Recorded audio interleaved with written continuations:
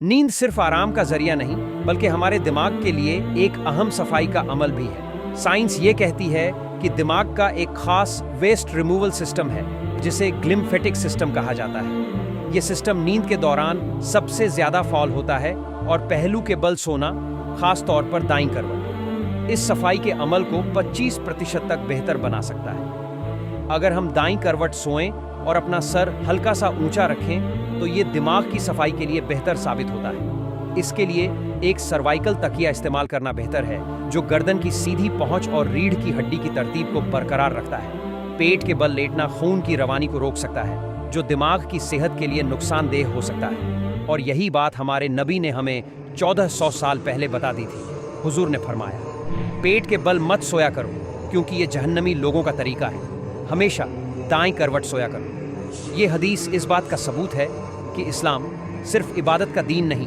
बल्कि एक मुकम्मल ज़िंदगी का निज़ाम है जो इंसान की सेहत और हर ज़रूरत का ख्याल रखता है। आज जो साइंस बता रही है वही बात हमारे नबी ने पहले ही समझा दी थी। अब गौर व फिक्र का मकाम है, क्या हम सिर्फ इस इल्म को सुनकर छोड़ देंगे या इस पर अमल भी करेंगे।